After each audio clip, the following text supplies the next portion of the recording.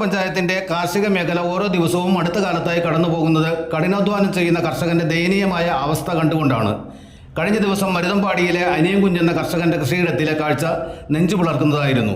3 വർഷം പ്രായമായ 150ഓളം കമുകിൻ തൈകളാണ് പന്നിയുടെ ആക്രമണം മൂലം നശിപ്പിക്കപ്പെട്ടത്. കൃഷി ഓഫീസും പഞ്ചായത്തും നിയമവിധേയമായി എല്ലാ മാർഗങ്ങളും തേടുന്നുണ്ട്. എംപാനൽ ഷൂട്ടർമാർ വിവിധ സ്ഥലങ്ങളിൽ തെരച്ചിൽ നടത്തുന്നുമുണ്ട്. കൃഷി ഓഫീസർ ഉൾപ്പെട്ട ബ്ലോക്ക് തല കമ്മിറ്റി സോളാർ ഫെൻസിംഗ് ഉൾപ്പെടെയുള്ള മാർഗങ്ങൾക്ക് സബ്സിഡി അനുവദിക്കുന്നതിനുള്ള മാർഗനിർദ്ദേശവും സർക്കാരിന് സമർപ്പിച്ചിട്ടുണ്ട്. ജനവാസം കുറഞ്ഞ പ്രദേശങ്ങളിലാണ് കൂടുതലായും പന്നികൾ കൂട്ടത്തോടെ വന്ന് കൃഷികൾ നശിപ്പിക്കപ്പെടുന്നത്. നശിപ്പിച്ച കവുങ്ങ് തൈകളായിരിക്കും അല്ലേ? ഇത് കഴിഞ്ഞൊരു 18 ദിവസം മുന്നേ വന്ന് നശിപ്പിച്ച ഒരു 100ഓളം കവുങ്ങ് തൈകൾ അങ്ങനെ പോയിട്ടുണ്ട്. 100ഓളം കവുങ്ങ് തൈ അന്ന് വന്ന് നശിപ്പിച്ചു കളഞ്ഞത്. ഇത് ഇപ്പൊ ഈ ഘട്ടത്തില് അല്ലെ? ഇത് ആ ഘട്ടത്തിലുള്ള ഇതിപ്പോ ഇന്നലെ നമുക്ക് വന്ന് നശിപ്പിച്ചിരിക്കുന്ന ഇതല്ല. ഇന്നലെ ഇപ്പൊ 50ഓളം കവുങ്ങ് തൈകൾ നശിപ്പിച്ചിട്ടുണ്ട് അല്ലേ? ഇതിങ്ങനെ ഇതിപ്പോ 2 വർഷം 3 വർഷം പ്രായമായത്. ഇപ്പൊ അതിന്റെ ചോട് ഇതുണ്ടല്ലോ സാറേ, ഇത്ര ഇങ്ങനെ പൊങ്ങിട്ടുള്ള ഇതുണ്ടോ? അത്രയും വലിപ്പമുള്ളതാണ്. ഇതിന് ചുവട് കുത്തി കളയുന്ന അങ്ങനത്തെ ഇതൊന്നുമില്ല. ഇത് 3 വർഷം പ്രായമായ കവുങ്ങ് തൈകൾ. ഈ കവുങ്ങ് തൈകൾ ഇത് ഈ പന്നി നശിപ്പിക്കുന്ന ഒരു രീതി സമാനമായ രീതിയാണ്. അതായത് ഇതിന്റെ ചുവട് കടിച്ചെടുത്തിട്ട്, ഇത് കുറച്ച് മധുരമുള്ളതായതുകൊണ്ട് ഇത് കഴിച്ചതിന് ശേഷം ഓരോ കവുങ്ങ് തൈ നട്ട സ്ഥലത്തും ഇതിങ്ങനെ ചാരി വെച്ചതുപോലെ ആണുള്ളത്. അത് ഉപേക്ഷിച്ചിട്ട് പോകും. അതാണ് ഈ പന്നിയുടെ കവുങ്ങ് നശിപ്പിക്കുന്ന ഒരു സമാന രീതി. ഇത് 3 വർഷമായ കവുങ്ങ് തൈകളാണ്. അപ്പോ ഇത് ഈ 3 വർഷം കഴിഞ്ഞ് കുറച്ചും കൂടി പ്രായമായി കഴിഞ്ഞാൽ പന്നിയുടെ ആക്രമണത്തിൽ നിന്ന് രക്ഷപ്പെടും. പക്ഷെ ഈ ഘട്ടത്തിലാണ് ഏറ്റവും കൂടുതൽ ഇത് നശിപ്പിക്കപ്പെടുന്നത് എന്നുള്ളതാണ്. അപ്പൊ അത് നമുക്ക് കണ്ടാൽ മനസ്സിലാവും. ഇതേ രീതിയിലുള്ള ഒരുപാട് തൈകളാണ് ഇങ്ങനെ നശിപ്പിച്ചു പോകുന്നത്. ഇത് നമ്മളെ ചെറുപുഴയില് പല സ്ഥലങ്ങളിലും, എനിക്ക് തോന്നുന്നത് കഴിഞ്ഞ ദിവസം നമ്മുടെ ജോർജ് ഏട്ടന്റെ തോട്ടത്തില് ഒരു 30ഓളം തൈകളാണ് നശിപ്പിച്ചത്. പക്ഷെ ഇവിടെ നമ്മളെ അനിയൻകുഞ്ഞ് എന്ന് പറഞ്ഞ ഈ കർഷകന്റെ തോട്ടത്തില് ഇന്നലെ ഒറ്റയടിക്ക് ഇത് നഷ്ടപ്പെടുന്നു എന്നുള്ളതാണ്. അപ്പൊ അതൊരു ദയനീയമായ കാഴ്ചയാണ്.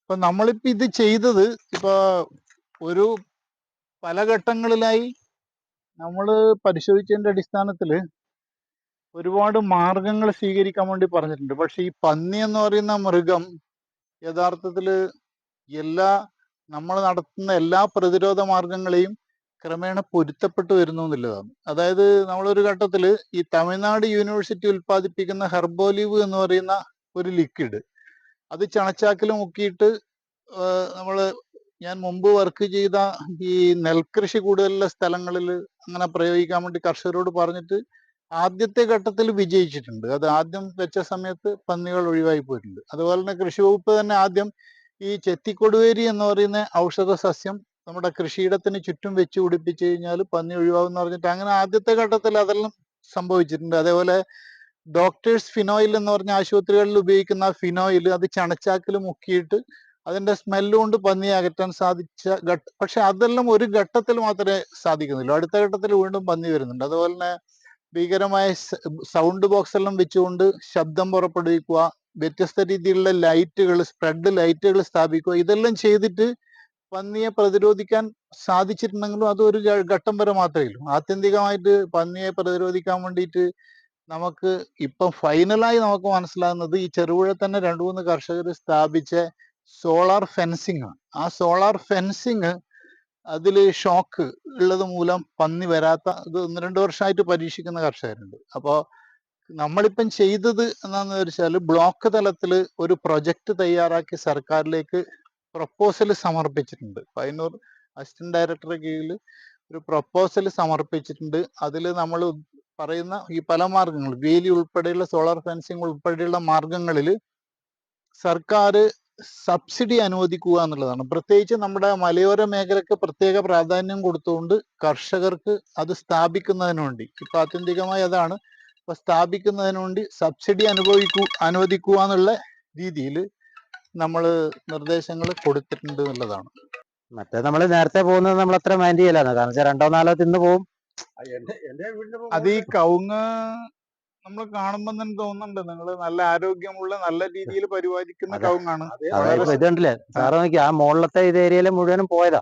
അവിടെയൊക്കെ ഓരോ ഘട്ടങ്ങളിൽ വരുമ്പോ ആഹാ. തിന്നു പോകുന്നത്. ഈ കിടക്കുന്നത് നമ്മൾ കഴിഞ്ഞ പ്രാവശ്യം തിന്നുപോയി അതിന്റെ തലയാ ഉം, ഇത്. ഉം, ഉം, ഉം, ഉം. അങ്ങനെ ഓരോന്നും ഓരോ പ്രാവശ്യം വരുമ്പോഴും ഓരോ ഏരിയ പിടിച്ചവരെ തീർത്തങ്ങ് പോകും. അതെ അതെ. ആ, ആ, ആ. 2-4 പോട്ടെ എന്നുള്ള ഒരു ഇതിൽ നമ്മളങ്ങനെ നിൽക്കും. അതെ അതെ. പിന്നെ ഇതിപ്പോ ഇവിടെ നിരത്തി ഇന്നലെ വന്നിരിക്കുന്ന അങ്ങോട്ട് കയറി. പിന്നെ ഒന്നും തൊട്ടിട്ടില്ല. കാരണം ഞാനത് തൊട്ട് നോക്കി. ഇവിടെ വരെ അടിക്കുന്നുണ്ട്.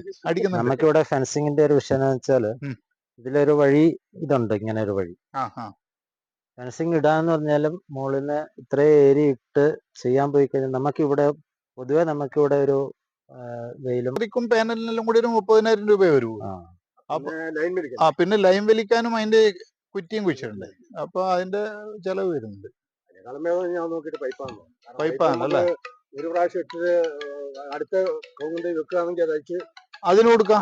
കാരണം ഇതൊരിക്കലും നശിച്ചുപോലല്ല, PVC ആയതുകൊണ്ട്. ആര് വന്നു?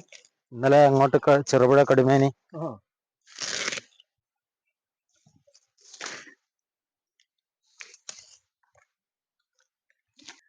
അപ്പൊ ശരിക്കും ഒരു ദയനീയമായ കാഴ്ചയാണ്. കർഷകനെ സംബന്ധിച്ചിടത്തോളം വളരെ ദയനീയമായ കാഴ്ചയാണ്. കാരണം എല്ലാം നല്ല ആരോഗ്യമുള്ള തൈകളാണ്. നമ്മൾ നോക്കിയാൽ കാണും പച്ചപ്പ്, നല്ല പച്ചപ്പുള്ള തൈകളാണ്. അങ്ങനെ കുമിൾ ബാധയൊന്നും അധികം ബാധിക്കാത്ത തൈകളാണ്. അപ്പോൾ വളരെ ദയനീയമായ കാഴ്ചയാണ്. അപ്പോൾ ഇത് നമുക്ക് എന്തെങ്കിലും ഇനി പരിഹാര മാർഗം, ഈ സോളാർ ഫെൻസിങ് എങ്കിലും സബ്സിഡിയോടുകൂടി കൊടുക്കേണ്ട പരിഹാര മാർഗം വരും സമീപ ഭാവിയിൽ നിന്ന് നമുക്ക് തീരുമാനിക്കും. നമുക്ക് അതെ അതെ അതെ. അല്ല, നമ്മൾ അതിനു വേണ്ട കാര്യങ്ങൾ ചെയ്യുന്നുണ്ട്. അപ്പോൾ പ്രത്യേകിച്ച് ഇത് ഏറ്റവും കൂടുതൽ ബാധിക്കുന്നത് കർഷകർ കൂടുതലില്ല, കൃഷിയിടങ്ങൾ കൂടുതലില്ല, മലയോര മേഖലക്കാണ് ഏറ്റവും കൂടുതൽ ബാധിക്കുന്നത്. അപ്പോൾ പന്നികൾ നഗരപ്രദേശങ്ങളിലടക്കം കയറുന്നുണ്ടെങ്കിലും ഇത് ബാധിക്കുന്നത് കർഷകനെയാണെന്നുള്ളതാണ് ഒരു വളരെ. നമ്മളിപ്പോൾ ഈ പഞ്ചായത്തിൽ ഇപ്പോൾ എനിക്ക് തോന്നുന്നു സമീപ കാലഘട്ടത്തിൽ ഏറ്റവും കൂടുതൽ കവുങ്ങ് ഇതുപോലെ തന്നെ നഷ്ടപ്പെട്ടത് അദ്ദേഹത്തിനാണ്. അനിയൻ കുഞ്ഞ് എന്ന് പറഞ്ഞ നമ്മളെ കർഷകനാണ്. ഏകദേശം 160-170ഓളം കവുങ്ങൻ തൈകൾ ഈ 2-3 ഘട്ടങ്ങളിലായിട്ട് ഇതുപോലെയുള്ള നല്ല കവുങ്ങൻ തൈകൾ നഷ്ടപ്പെട്ടിട്ടുണ്ട്. അപ്പൊ അതൊരു വളരെ വിഷമകരമായ അവസ്ഥയാണ്. ഏകദേശം നല്ല പൈസ ഇതിനു വേണ്ടി ചെലവഴിച്ചിട്ടുണ്ടാവില്ല അല്ലെ? നല്ല പൈസ ചെലവഴിച്ചു. നല്ല പൈസ എന്ന് പറഞ്ഞാല് സാറിന് അറിയാമല്ലോ, ഒരു കവുങ്ങൻ തൈ വളർത്തി കൊണ്ടുവരിക എന്ന് പറഞ്ഞാൽ അതെ അതെ അതെ. ഒരു തൈക്ക് തന്നെ നമ്മൾ 30 രൂപ കൊടുക്കണം. നമ്മൾ മേടിച്ചുകൊണ്ട് വെച്ച് കൃഷി ചെയ്ത് ഈ ഒരു പരുവത്തിലാക്കി എടുക്കുക. ശരിക്കും വെച്ചാൽ നമുക്കിത് രാവിലെ കണ്ടപ്പം മനസ്സം കൊണ്ട് പഠിച്ചുപോയി. കൃഷി ചെയ്യുക എന്ന് പറഞ്ഞാൽ ഫോട്ടോ എടുക്കണം, സ്റ്റില്ല് നമ്മൾ ഇടപാടുകളിലെ സുതാര്യത, 70 കോടിയിലധികം പ്രവർത്തന മൂലധനം, 18 വർഷത്തെ പ്രവർത്തന മികവിലൂടെ സഹകരണ മേഖലയിൽ ചരിത്ര നേട്ടം കുറിച്ച് Cherupuzha merchants welfare cooperative society. നിക്ഷേപങ്ങൾക്ക് ഉയർന്ന പലിശ നിരക്കും പൂർണ്ണ സുരക്ഷയും. 25 ലക്ഷം രൂപ വരെ വ്യക്തിഗത വായ്പകൾ, വ്യാപാരികൾക്ക് പരസ്പര ജാമ്യത്തിൽ ബിസിനസ് വായ്പകൾ, കർഷകർക്കും തൊഴിലാളികൾക്കും കുറഞ്ഞ തവണ വ്യവസ്ഥയിൽ വായ്പകൾ, കുറഞ്ഞ പലിശ നിരക്കിൽ വളരെ വേഗത്തിൽ സ്വർണ്ണ വായ്പ, സേഫ് ഡെപ്പോസിറ്റ് ലോക്കർ സൗകര്യം, ഇന്ത്യയിലെ ഏത് ബാങ്കുകളിലേക്കും പണമയക്കാവുന്ന RTGS NEFT സൗകര്യം. ചെറുപുഴ, പെരിങ്ങൂം, വയക്കര പഞ്ചായത്ത് പരിധികളിലായി 3 ബ്രാഞ്ചുകൾ. ഇച്ഛാശക്തിയുള്ള ഭരണസമിതി, ജനകീയമായി ഇടപെടലുകൾ നടത്താനും അറിയുന്ന ജീവനക്കാർ. നിങ്ങളുടെ ധനകാര്യ ഇടപാടുകൾക്ക് ഏറ്റവും വിശ്വസനീയമായ ധനകാര്യ സ്ഥാപനം Cherupuzha merchants welfare cooperative society. Head office Cherupuzha. ഞങ്ങളുടെ ബ്രാഞ്ചുകൾ: main branch Cherupuzha, phone 04985243255. Evening branch village ഓഫീസിന് സമീപം bus stand Cherupuzha, phone 04985242255. Padiyottuchal branch, phone 04985242155.